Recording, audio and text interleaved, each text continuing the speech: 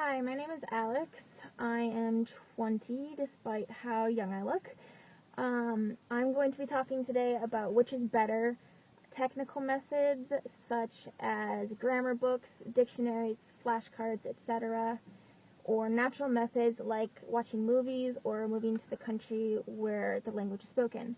I do have some notes here, so sorry if I look away sometimes, but yeah, let's begin. Okay, so I think there's both pros and cons of both, and I think that the best method is a mix of the two, because there's problems with both methods if you use only one and not the other. Either way, you're going to come into roadblocks and frustrations, and that's bound to happen no matter how you learn a language, but particularly if you're only using technical methods or if you're only learning natural methods. The cons with using only a technical method is that it can be rather boring for a lot of people. You might lose motivation, you might have frustration, and there's also less practice hearing the language, and you won't have as good pronunciation. You'll have a harder time pronouncing things and making the sounds of the language. And I've noticed that people who even learn a language for like a decade, but they only use technical methods to learn, they often still have a very, very strong, basically after a very long time of learning the language, they still sound nothing like people who speak it as a native language. I mean, you may never be able to get rid of your accent, but if you want to speak a little closer to how native speakers sound, I would recommend definitely using natural methods, not just technical methods.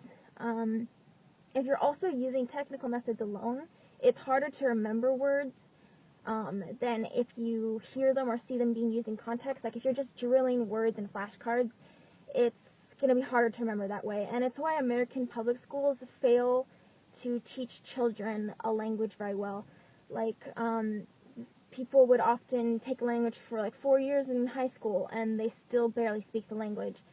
I remember sometimes when I took Spanish in high school, they would just give us like a list of words and tell us we should remember these, and that never works. I barely remembered any of the words on those lists, and I liked the language.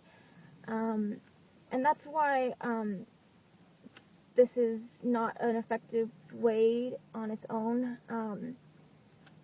Yeah, so the reason why natural methods, though, also don't work as the only method you use is because it'll take longer and you'll have a longer wait period before you actually start picking up the language, and you might end up frustrated or annoyed. Like, say you're watching movies to try and pick up a language and learn a language. If you have no translations, no subtitles, and you're not learning the language technically at all, you're going to end up frustrated because it's going to be probably a while, maybe like a year or even longer, till you actually are understanding a decent amount of what's going on and what's being said. The problem, too, with the other method that people often recommend, they say, oh, the best way to learn a language is live in the country where it's spoken. That's the top way you could learn a language. And I think that would help in some ways, but I don't think that's a good idea when you're just starting out on a language, at least. Because living in the country when you're an adult or even like a teenager is not the same as when you're a kid. Like, when you're a kid, people expect that you don't speak the language. People expect that they're going to have to be patient with you, that they might be talking to you, but you might not be able to answer back. But people aren't going to treat you like that when you're an adult in another country. People aren't going to talk to you and have conversations with you, but expect you to respond in no way at all. Even if you do meet native speakers of the language in another country where you're living, they're probably just going to be talking to you in English if you're not able to really say much in the language, and then you're not really going to be learning. I mean, the only way you'd really be learning in that context, if you barely know the language, is if you're just like spying on people in public, like you're just people watching, which if that's the case and if that's what you were doing, you might as well just do things like watching movies anyways. And then it's, so I think living in the country would be a good idea once you have more experience learning the language, but when you first start learning the language, I don't think that would be the best idea. Though, obviously living in the country would be an excellent way to excel your learning, if you're already learning. But I don't think that would be, like, some people recommend that as your only method. You don't have to do any learning, just move to the country. But like I said, I think that only really works well if you are a child. So yeah, I think that both methods have their pros and cons, and I think the best way to learn is about a 50-50, where you spend about half your time learning the language on natural methods and about half your time on the technical methods. And I think that the two methods complement each other very well and excel each other so that you learn faster using both. I think at first when you learn a language, it is a good idea to use a little bit more of the natural method just for, say, a week or so. So, like, listen to the language a lot, just listen to music, radio, just people talking, movies, whatever. Even if it's just in the background, you don't even have to be watching, just so that you pick up the sounds and pronunciation a little bit before you start really diving into the language. I think it's a good idea to have a better grip of what it's like to hear it, and then it'll be easier to also speak it. But then once you dive into the language, the benefits of using technical methods is that if you use technical methods, you'll understand more when you're using natural methods of learning the language. You'll pick up the natural methods faster because you already have a kick start and you already understand a little bit of what's going on, and it'll be easier to pick up more. Like, if you already know part of a sentence, it'll be easier to pick up what the rest of the sentence is saying. You'll also be less frustrated because there's less of a wait time. It's like you're learning now. The benefits of a natural method is that if you've already heard the language a bunch, you might recognize words when you're learning through technical methods, and it'll click in your brain better because you'll remember, oh, I heard it in this context, in this context, in this context, and now it makes sense that it means this. So you'll be more likely to remember it than if it's a word you've never heard before. Also, with natural methods, it gives you more clues into nuance of the language. It'll give you a better idea of how to properly say things. Once you know more words of the language, you'll also start to pick up how to convey things better, like, say, phrases that are said differently in the language. If you already know some of the words, you'll be able to kind of piece things together better of how you say things, because a language isn't just individual words, it's whole ideas. And a lot of languages, as you all probably know, convey certain ideas with different phrases or different ways of explaining things. So you'll pick up better on the nuances of the language and complex communication instead of just drilling individual words. A cool fusion I found of the two is when you hear a word a lot through the natural methods of learning, so then you're like, I really want to know what this means. What does this mean? So then you look up either online or in a dictionary to figure out what it means, and then when you learn it, it clicks better in your brain. So you use the natural method to hear the word and pick up the word, and maybe you guess what it means, and then you look up technically using a technical method to figure out what it does mean. But because you've used both methods together, it clicks better in your brain, and you're much more likely to remember it. I found that's how I've learned a good deal of the words since I've started learning Hebrew, is I've just been curious because I keep hearing a word, and I'm like, what does it mean? I can make guesses, but I'm not exactly sure, and then I look it up, and I'm like, that makes so much sense. So yeah, that is the reasons why that I think it's best to use both. But now I'm going to go over some methods that I think are good methods that I recommend. One of the main ones I use is talking to myself in the language. You may not always be able to talk to a native speaker. Maybe someone you talk to in the language just isn't available to talk right now, but you want to practice the language. Maybe you're shy like me, and you don't really want to talk to native speakers till you know the language a little bit better. So talking to yourself in the language instead of always relying on having to talk to someone else in the language lets you practice the language a lot more often and throughout the day. And this way you are practicing speaking. You can just say random sentences about what's going on through your day. You can maybe practice conversations, like maybe pretend someone else is talking to you. Like when I'm going out through my day, if I'm hungry, I might say, I want to eat, or I might need to go to the store to get food, but I'm tired. So I can say, I need to go to the store because I need food, but I'm tired. Just talk about your day randomly. Or you can even just point at things and say, this is my book, this is my food, or here I have food, or I want to drink my water. Just practice sentences like that throughout the day, and it really helps a lot. So yeah, I'd recommend practicing whole sentences and ideas rather than just drilling words. So now I'm going to talk about flashcards, a way people often drill words. I don't think it's a very good method. Maybe it works for some people, but I don't think having like a list of words or a bunch of flashcards to memorize and then drilling them over and over, just going over the individual words over and over, you're not as likely to remember that way, and it's not going to click in your brain better. You're going to you might remember temporarily, but long term, you're likely going to forget those words. So I recommend learning a word and then using that word in sentences. So once I learn the word cat, I can then say, I want a cat, or I like cats, or I want to have a cat, or I see a cat, or we see those cats. So practice using it in sentences rather than just drilling the word cat. Instead of drilling the word cat 5 times, say the word cat in 5 different sentences, and you'll remember it much better if you're actually using it in real context. It becomes real instead of just drill rote memorization. And that's how we communicate in a language. We don't just say words. Well, sometimes we just say a word, but we generally use whole sentences and whole ideas to communicate rather than just being like cat, dog, water. I mean, we say whole ideas in our communication.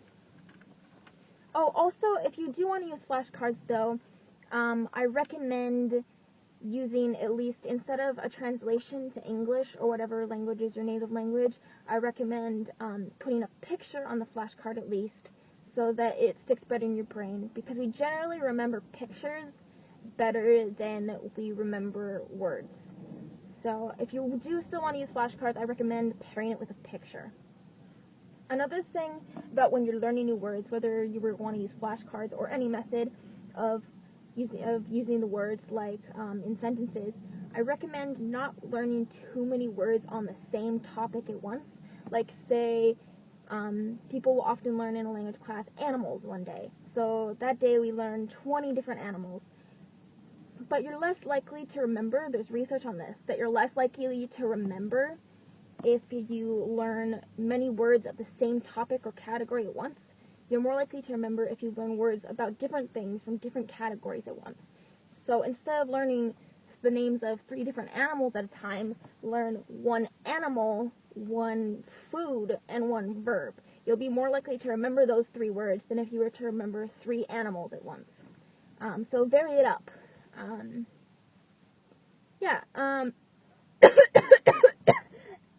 Okay, I'm okay.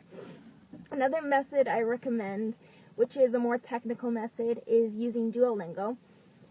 I have found that helps me, particularly when I start learning a language. Once I learn the language a little more, I kind of go off the Duolingo, but I find it's a good way to start the language if you don't know where to begin and you want it to make it easy and hand feed you what to learn. So I do recommend Duolingo, and of course the huge benefit is that it's free and it has a ton of languages available. I really like how many languages it offers. It's also a good way to test out a language to see how you like the language. But I do also definitely recommend caution. If you're learning a language that has another alphabet, definitely learn the alphabet before you use Duolingo, because the way Duolingo tries to teach the alphabet is very weird and confusing. When I started learning Hebrew, I had a really hard time with how it was teaching the alphabet, and I had to go then learn it on my own because I was just like, this isn't working. So if you're going to use Duolingo, definitely learn the alphabet before you use it. And then, of course, I do recommend, since I just said I do recommend learning technical methods, I do recommend getting a grammar book or 2, particularly a grammar book for conjugation. That can be kind of hard to find that information online sometimes, particularly for Hebrew. If you're learning Hebrew, definitely pick a book for conjugation. Oh, I have one right here. If you're learning Hebrew, this is the specific book I recommend for conjugation. 501 Hebrew verbs. by Shmuel Bolowski, and it has the Nikud in it, so you can tell the pronunciation, which is very helpful because sometimes that's hard to figure out online. So definitely recommend conjugation book or just a general grammar book, and then of course get a dictionary in the language. For more natural methods, I recommend using movies, TV shows, music, and YouTube videos. Watch a lot of all those and listen to a lot of music.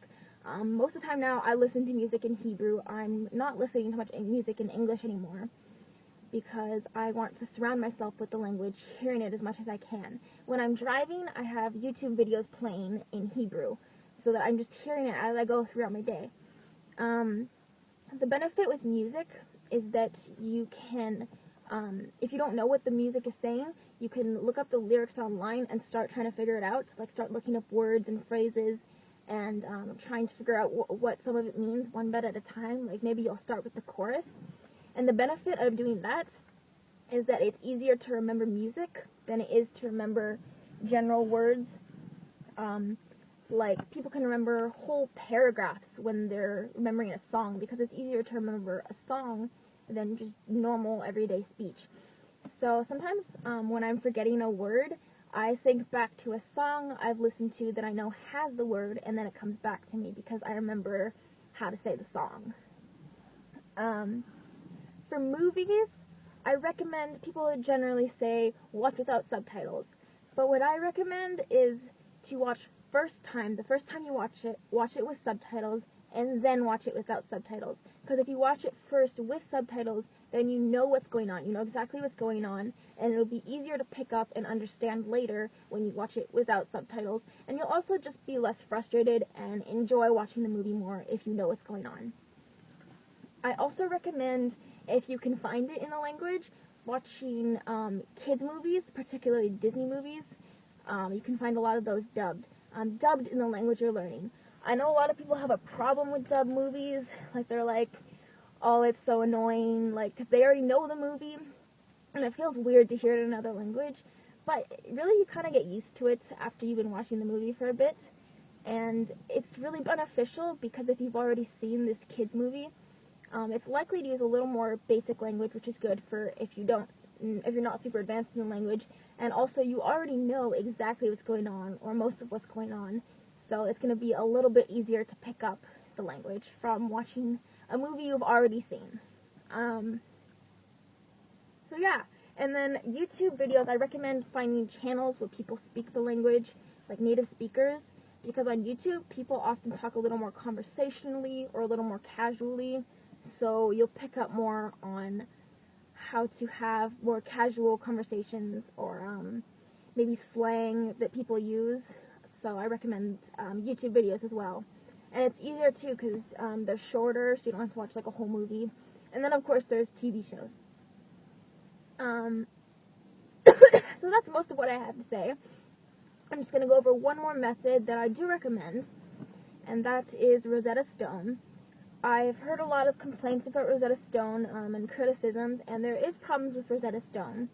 Really, there's problems with any language method. There's really problems with any language software or language program. All of them have their pros and cons, and the same as with Rosetta Stone. It has its cons. I think why a lot of people complain about it, though, is they try to use it as their only method of learning a language, and that doesn't work out well.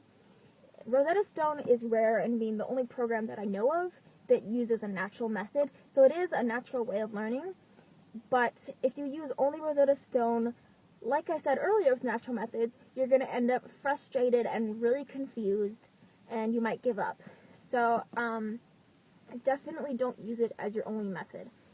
But for me, the benefit I found from when I have used Rosetta Stone is it makes a language feel a little bit more natural, comes to my brain easier without having to spend as much time to translate, and it's a way to pick up naturally a little bit easier than from another method like watching movies, because it has no translation, but it also gives it in a way that at least attempts to give you direct context, so that you can pick it up piece by piece a little bit at a time, instead of all being bombarded on you at once. You just hear so many different contexts going on in the language. Like in a movie, there's so many things going on. It's not slow, but with this, it tries to give you a natural method, but teach it piece by piece. So that is why I do recommend Rosetta Stone. People also complain about the price. It is a little pricey. Fortunately, they've made it a little cheaper. Now they have an online subscription instead of just the DVDs, and it's a little cheaper. Still a little pricey, but if you can get it, I do recommend it. So that's what I have to say. Thank you for listening. I'm a little shy, so I generally don't do something like this. So I hope I did okay, and I hope some of that advice helps you guys. And yeah, thank you for listening.